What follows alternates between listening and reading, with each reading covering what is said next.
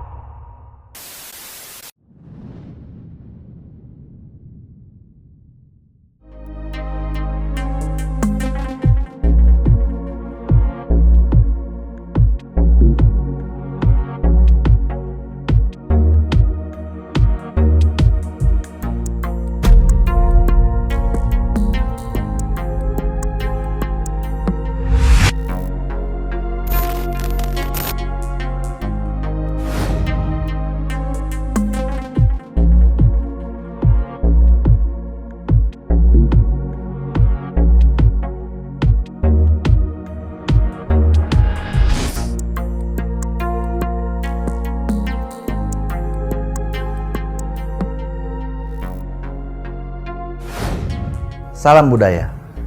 Adatuan Sidenreng atau Kedatuan Sidenreng merupakan salah satu kerajaan yang ada di Sulawesi Selatan. Kerajaan ini cikal bakal dari Kabupaten Sidenreng Rappang. Berdasarkan catatan Portugis, pada abad ke-16 Masehi, Sidenreng sebagai kota besar yang terkenal berpusat di tepi danau. Sidenreng juga melahirkan banyak tokoh-tokoh penting dalam sejarah kerajaan di Sulawesi Selatan.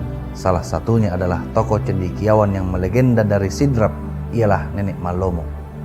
Kali ini tim MBS berada di Desa Alakuang, Kecamatan Maritangai, Kabupaten Sidrap, dan inilah perjalanan MBS di bumi Nenek Malomo.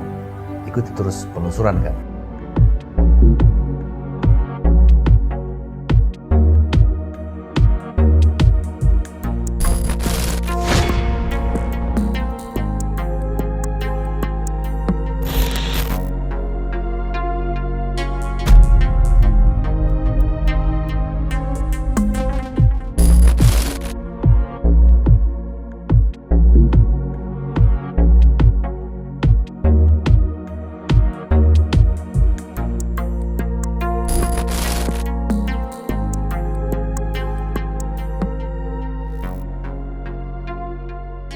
Masjid Tua Jerrae didirikan oleh Adatuan Sidenreng Lapat Tiroi, Syekh Bojo atau Syekh Abdul Rahman dan Nenek Malomo setahun setelah masuknya Islam di Sidenreng.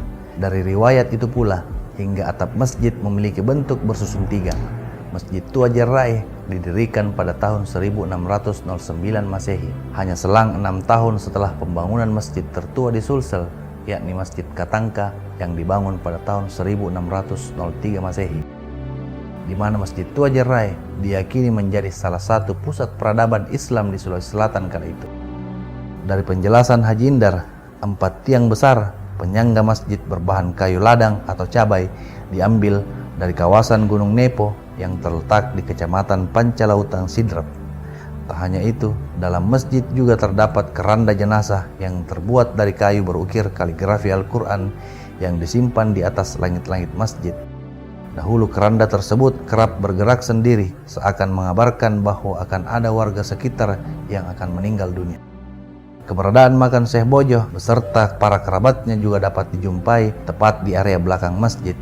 Makam penyebar agama Islam di Sidrap tersebut hingga saat ini masih kerap ramai dikunjungi masyarakat, dikutip dari kumparan.com. Bismillahirrahmanirrahim. Assalamualaikum warahmatullahi wabarakatuh. Riwayatnya Nenek Malomo. Asalan Nenek Malomo ia naritu polewi risangala tanah Toraja. Takapuir riwatana bulu alakuan pada tudani si pulung pasawi takona. Ia mailoe manasu nandre pada launi sapa uae tuo naikiah dek gagah nalolongang. Aga Nenek Malomo natudumi tanai nakada umpo ko uae na sangala natapamumpo uae tuoe mangeruk masu pada batak kaluku rajana maselam manang taue gangkatna makalaria malah gemek nasasangi. Benengi de nasasangi gemek majapu mancaji tak parengi alekuan. Ya to naru sabatna namaega wae tuo mumpo lionroan lainnya.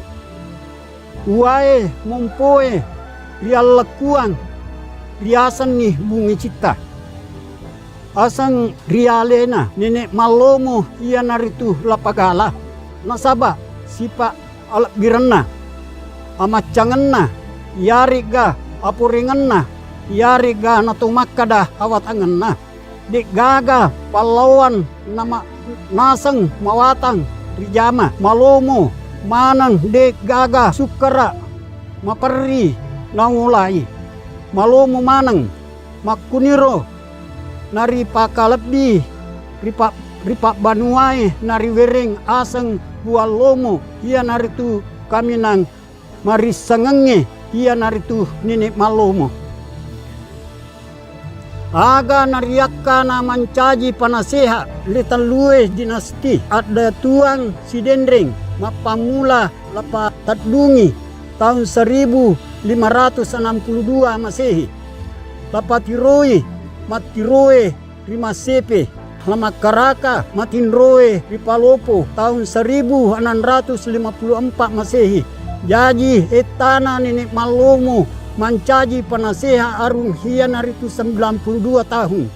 Adlupana apuringenna nenek malomo riwatu tuona ia naritu pada-padanna. Watuna rimusu ritau belawai ia naritu natumakada musu pole rialau tapareng.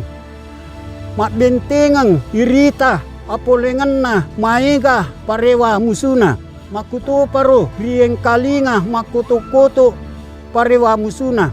Aga nariasan na hiaro kampung Pokoto sibawa bentelewoe. Nenek malomo naita musuh mak bentengang apolengenna. Mendre ribanrenna rijanna bulu alekuang. Tudang pitu lukat daro natudangi. Sandre riponna campa masulekai. Mapegang masapu. Sapui daunna anyuarai. Naun roye macinong balinna. Belana anyuarai pole ribulu alekuang. Angka si panasuang etana nareko rialalangi. Onro watanna nenek malomo masapu buru ulukat daroe natudangi. Tatendre bulu alekuang. Marunu manang daunna anyuarai nasapu. Sininna tau nakenai daunna anyuarai mate manang. Magalatere tau matewe makabong bakewe. Ia naritu nariasa tona galunge anyuarai sibawa lakabong angkato galung riasang labalili.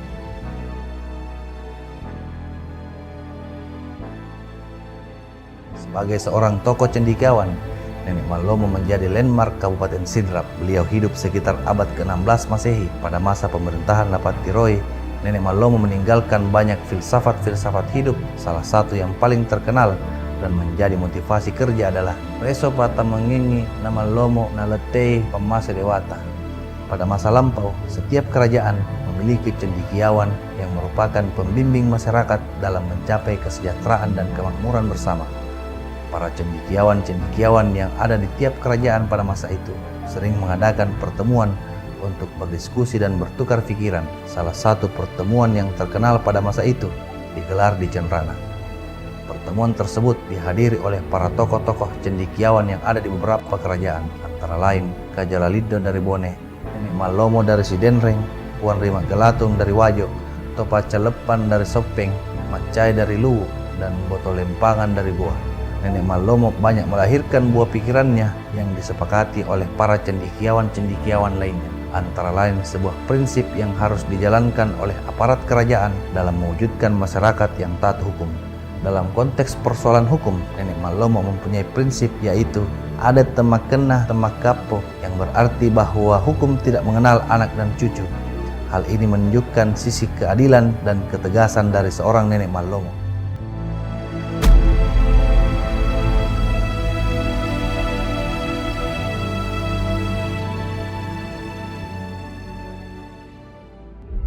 Jadi adat Tuan Sidendreng itu berdiri tahun 1344 Masehi, ditandai dengan pelantikan Raja pertama. Dan ini dikuatkan di mana pemerintah daerah menetapkan hari kelahiran Kabupaten Sidrap itu tahun 1344. Ini sudah menjadi bahagian daripada sejarah berdirinya Adituang. Dan Adituang itu awalnya namanya Adawang, itu sampai dengan Adawang ke-10. Kemudian yang ke-11 merubah menjadi Adatuang Sidendreng.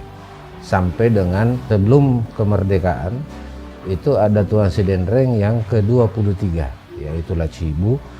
Dan tahun 56 berdirinya Negara Kesatuan Republik Indonesia, maka semua dianggap diserahkan kepada Negara Kesatuan Republik Indonesia.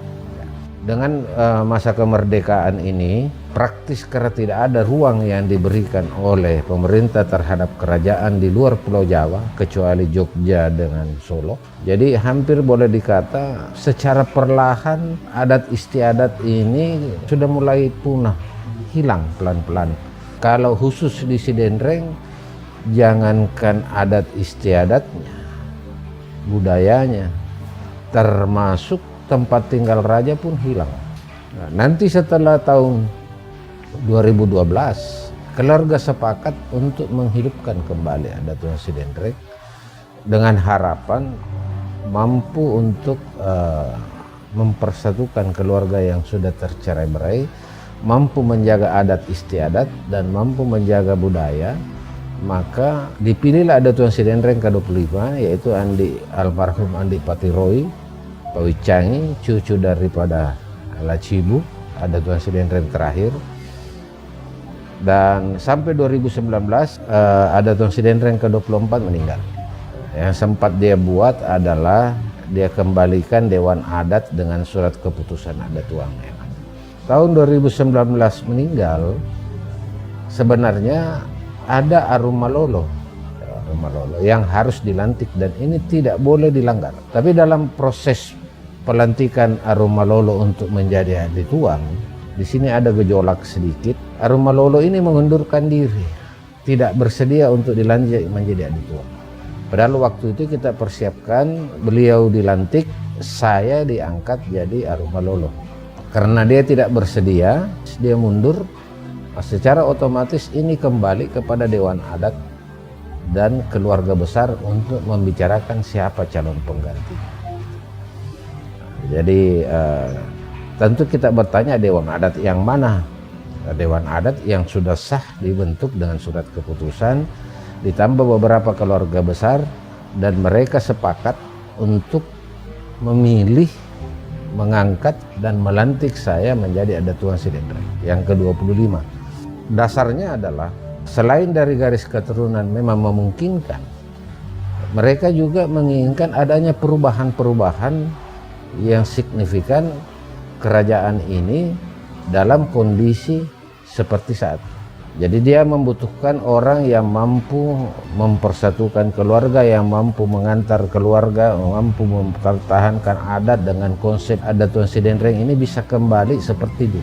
Dalam arti kata, bukan dari sisi pemerintahan, tapi dari sisi bagaimana menjaga kekeluargaan dan menjaga adat istiadat dan budaya yang ada.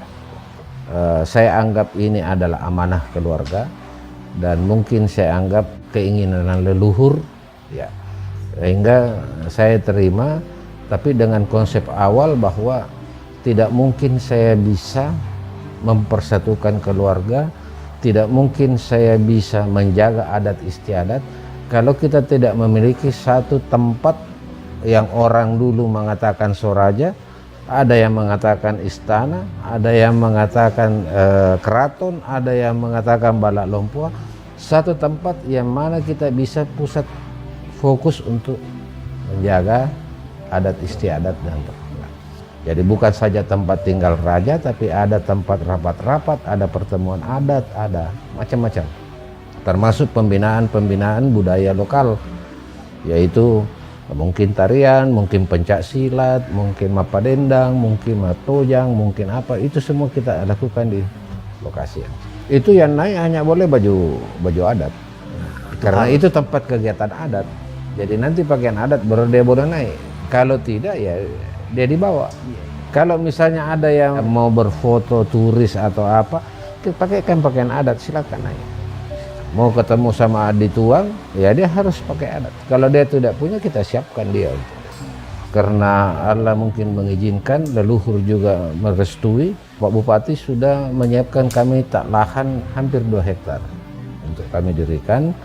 Jadi kita tinggal memindahkan rumah adat yang ada untuk disatukan, dan alhamdulillah mudah-mudahan tidak ada kendala, ada bantuan dari pemerintah nantinya. Tahun ini sudah kita bisa mulai, dan insya Allah 2022 sudah tuntas. Nanti di sana itu akan setiap tahun kita akan buat acara yang secara besar-besaran yang akan mengundang masyarakat dan orang luar yang tentu sifatnya budaya. Kita harapkan nanti dia akan menjadi destinasi wisata budaya nantinya. Jadi itu langkah pertama.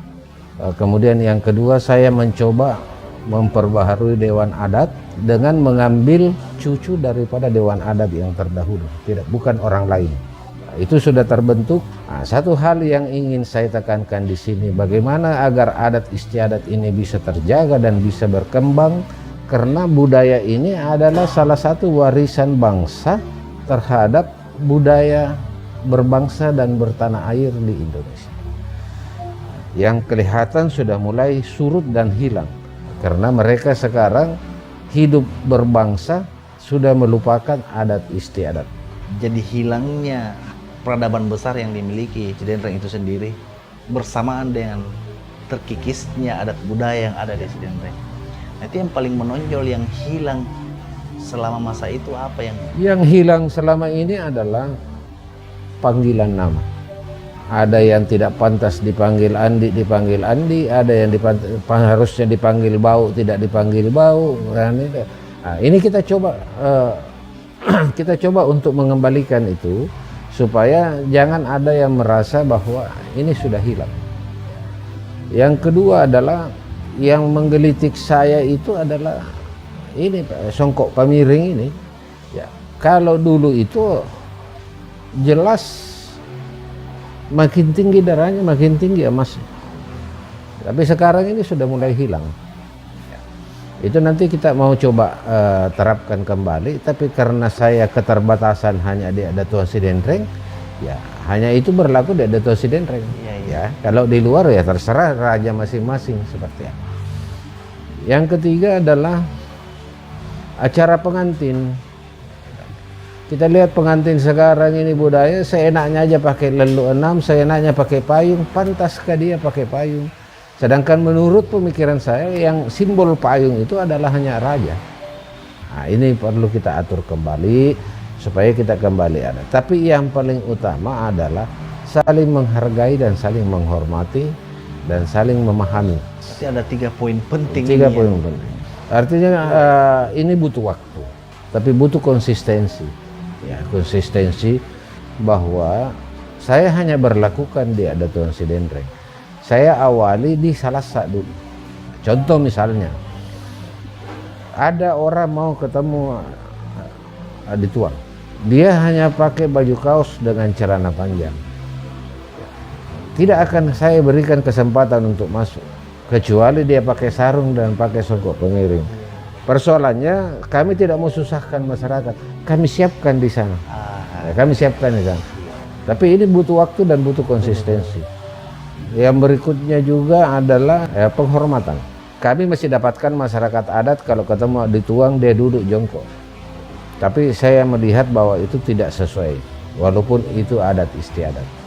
Jadi kita rubah cara penghormatannya nanti ya. Seperti apa? Apakah mungkin dengan seperti ini tidak perlu jongkok? Berarti pengembalian tatanan adat bukan berarti mengembalikan pada seperti dulu. Dia akan bersesuaian. Karena kondisi berbeda. Kalau dulu itu raja termasuk pemerintahan, termasuk mengurusi makan, termasuk itu semua dia urus. Kalau sekarang ini sudah, dia harus fokus mempersatukan keluarga, menjaga adat istiadat, menjaga budaya, supaya itu kembali. Jangan sampai ada yang salah paham bahwa pengembalian tatanan adat itu adalah mengembalikan. Ya. Itulah yang orang takut. Itulah orang takut. Dia anggap kita mau memerintah, ya, atau dia anggap kita mau feodalisme. Kemudian yang ketiga adalah banyak kondisi-kondisi dulu yang adatnya bagus, tapi karena kondisinya sudah berubah, ya kita sesuaikan. Penyesuaian. Berarti fungsi dan peran adituam pada masa lalu yang sekarang itu sudah sangat jauh berbeda. Ya. Tapi kuncinya dia adalah pemersatu dan simbol.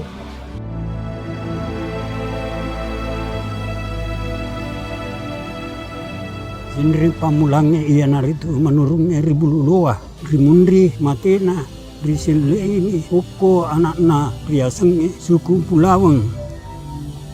Raja Maduai siala iwe pawaloi arun bacukiki anak makun raina laba mingi menurungi di bacukiki ia pubenengi we tipu liweng arun rapang pamulange maduanna ia angkae taru kiri lalan nalontara mula ritimpatna tanai sidendring napawi makadae arung prisidendring rapang polei ritana Toraja anakna harung sangala iya naritu lemat darmang lawawa ria latungan lipu lapasampoi lapakulongi lapa babari lapa naungi lama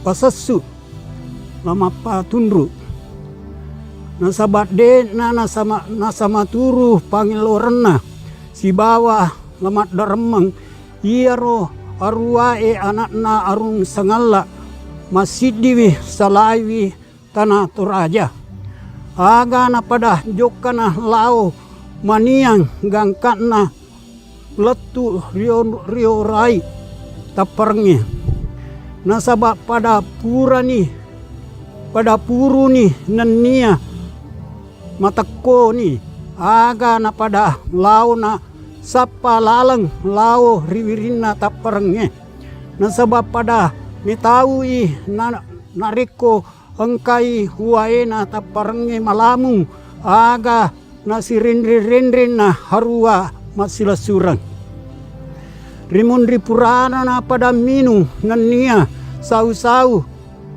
masidi ada makadae ukunie rion roange taparang madeceng pada munro makibua kampung asenna sidendring rapang pura sirendring nawere toni asang hiaro taparange tapar sidendring mapamula nih magalung madare mapiara kolo si bawa bale tesiaga itana nalani tahu maega wasele maega tona tahu macuerwi angkana siddi tahu makada pada mabepaga sipulu ni iaro watue okoi manoran sidendreng sia riaseng ni impagai ritelato ni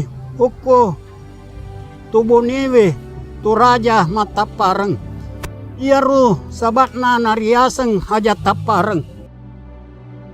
Dalam buku Panduan Macera Arajang di Masepet tahun 2006 dan Bugis Sidenreng Blogspot menjelaskan bahwa pemberian nama Sidenreng adalah awal mula kedatangan 8 orang bersaudara dari Sangala Tanah Toraja. Saat itu mereka Sidenreng atau berpegangan tangan mendatangi danau untuk mandi dan mengambil air. Daerah itu disebut sebagai Tanai Aja Tapareng yang berarti sebuah tempat sebelah barat danau, yang sekarang tempat tersebut dikenal dengan nama Danau Sidenreng. Di daerah Aja Tapareng inilah yang kemudian terbentuk 5 kerajaan, yaitu Sidenreng, Rapang, Sawito, Supa, dan Alita. Kerajaan inilah yang tergabung dalam konfederasi 5 Aja Tapareng.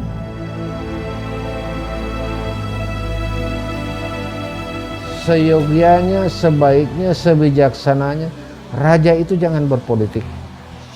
Ya, Karae, Datu, siapapun jangan berpolitik. supaya tidak terjadi benturan, kemudian dia tidak berpisah dengan masyarakat adat karena pilihan politik yang berbeda. Satu. Yang kedua, kalau dia tidak berpolitik, potensi dan kemungkinannya untuk bersinergi dengan pemerintah itu tetap akan bisa berjalan dengan baik. Itu tidak akan bisa membentuk karakter bangsa kalau kita tidak konsisten. Saya cuma mengharap satu, pemerintah pusat, bahwa hak-hak kerajaan ini tolong diperhatikan. Karena suka tidak suka, dia mau atau tidak mau, Negara Kesatuan Republik Indonesia ini tidak ada raja-raja. Yang bertempur melawan Belanda sebelum 45 itu siapa? Tentara kerajaan. Mereka lah yang punya kans terhadap negara ini. Yang memiliki wilayah semua ini adalah kerajaan. Yang menyerahkan kepada Soekarno untuk diakui sebagai Negara Kesatuan Republik Indonesia. ABRI sendiri berdiri tahun 45. Jadi pertempuran sebelum 45 siapa? Siapa yang bertempur? Siapa yang bertempur gitu. Jadi tolong kita diperhatikan, tapi bukan dalam bentuk pemerintahan, tapi bagaimana kita diberi peran oleh pemerintah untuk bisa menjaga adat istiadat dan budaya untuk kepentingan moral bangsa ke depan. Itu saja yang kami minta. Presiden harus tahu, di belakang raja-raja minimal ada 20.000 orang yang bisa dia perintah. Jadi kenapa dia tidak manfaatkan kita?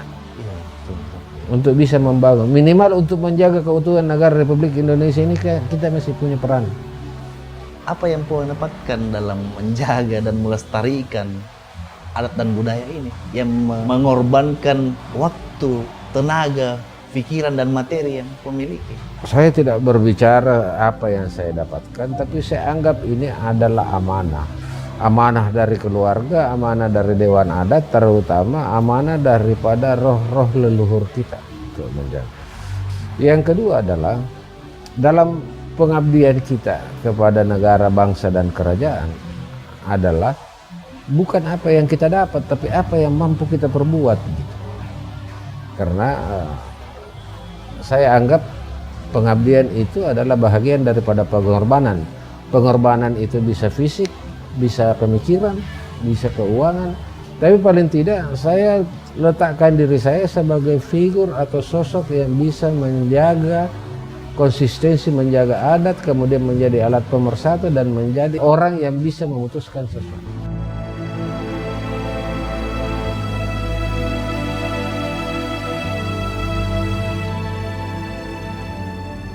Salah satu yang kemarin saya tolak adalah proses pelantikan dituang itu harus ada kepala kerbau diinjak. Saya tidak mau karena itu bertentangan dengan agama. Tapi yang lain saya laksanakan menurut adat.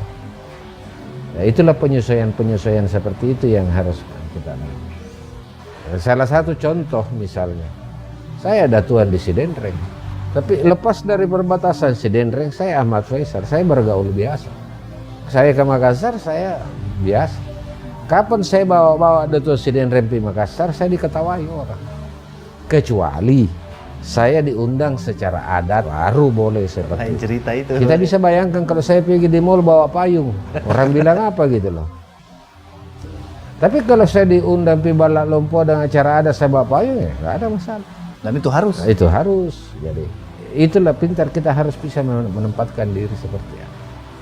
Berarti ini adat juga begitu menyesuaikannya dengan kehidupan. Selama tidak menciderai. Tidak menciderai. Tapi menjaga marwah raja itu adalah pekerjaan yang sangat berat.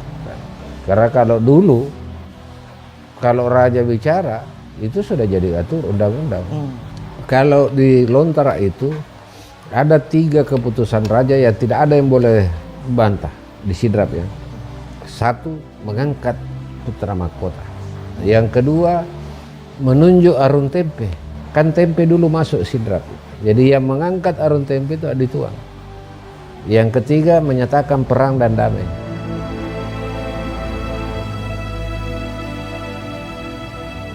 Saya SD, SMP, SMA mahasiswa di Makassar. Tidak ada yang panggil Andi, semua nama Ji Ica. Karena saya punya bapak kan pejuang, jadi kita dididik nasionalis. Tapi dengan dididik nasionalis ditambah sifat kebangsawanan yang lahir dari dalam, itulah muncullah ide-ide begini. Saya dibentuk sama bahwa saya punya bapak bukan sebagai seorang bangsawan. 9 bersaudara, 9 akta kelahirannya tidak ada andinya. Ahmad Faisal nama aku di akta kelahiran. Tapi saya selalu mengatakan bahwa kebangsawanan seseorang itu bukan dari namanya, tapi dari tutur katanya, dari sifat-sifatnya dengan sikap. Itulah yang membuat orang kebangsawanannya tinggi.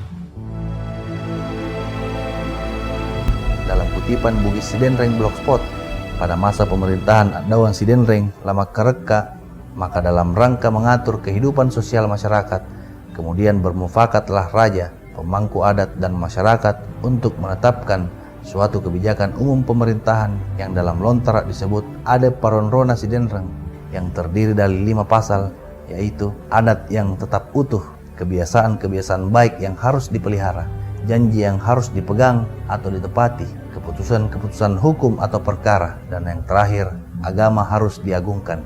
Selain adat Paronrona Sidenreng, juga ditetapkan aturan-aturan yang harus ditaati yang disebut Taro Bicara Sidenreng, yang merupakan ketentuan pelaksanaan dari adat Paronrona Sidenreng, yakni yang pertama, keputusan adat bisa berubah, tapi keputusan keluarga tidak dapat diubah. Yang kedua, keputusan keluarga dapat diubah, tapi kesepakatan keluarga besar atau masyarakat tidak dapat diubah.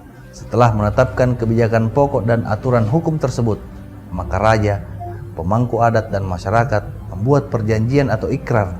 Dalam lontar disebut Asian Ciangenna Arunge Sibawa Adae Nanie Pabanuai. Adapun ikrar tersebut sebagai berikut.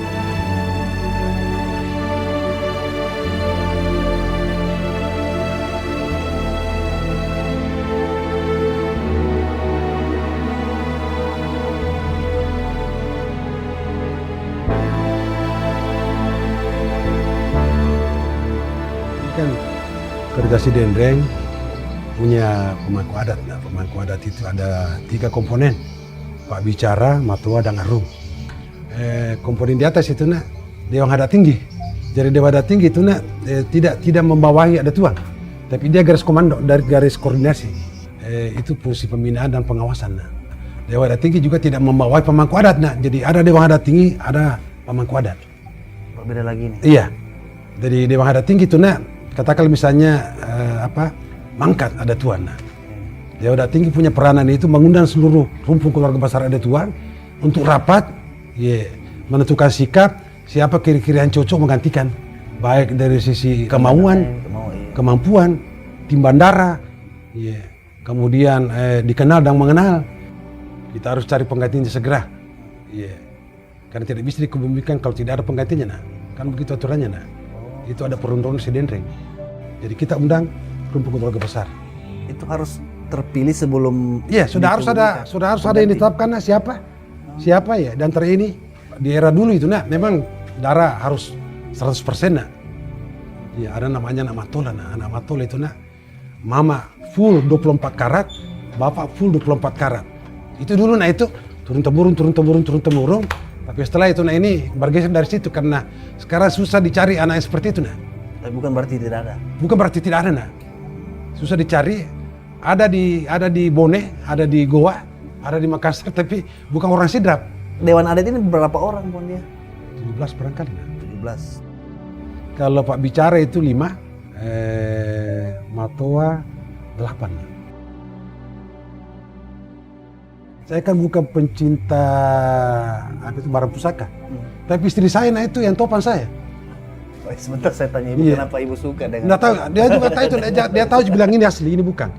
Saya tidak tahu di mana dia belajar, tapi. Berarti ibu lebih hobi dari. Iya, lebih hobi dia. Sudah lama ibu bikin museum. Rencana nanti begitu jadi kan ini ada rumah di sana terpasar rumahnya Peta Pesal. Kalau tidak salah itu rumah itu tahun 1891, sudah lebih 100 tahun itu nanti menjadi museum jadi nanti itu barang-barang purbakala ini pusaka apa sebagainya kita kumpulkan kita bawa ke sana. Itu pengembangan adat istiadat dan budaya Di kediaman Andi Syafruddin atau yang akrab disapa Puan Cacang, tim MBS diberi kehormatan untuk melihat dan membuka pusaka serta benda-benda peninggalan kerajaan Sidenreng di mana pusaka dan kebesaran Sidenreng tersebut dipelihara dan dirawat baik oleh istri beliau yang memang hobi mengoleksi benda-benda pusaka.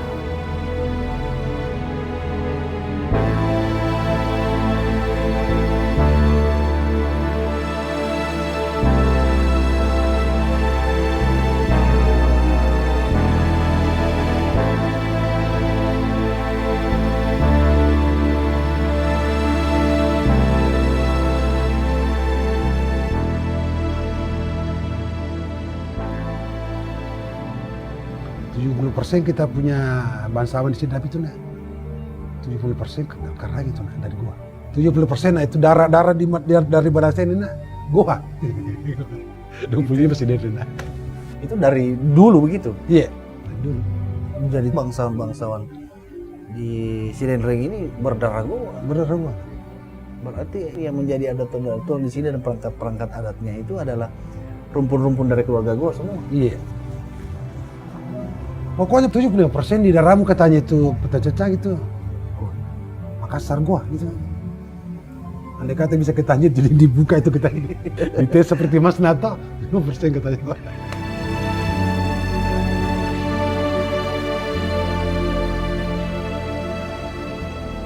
Kami meninggalkan Sidrap larut malam dan kembali kami harus menempuh jarak ratusan kilometer dan kurang lebih 5 jam perjalanan menuju kota Makassar.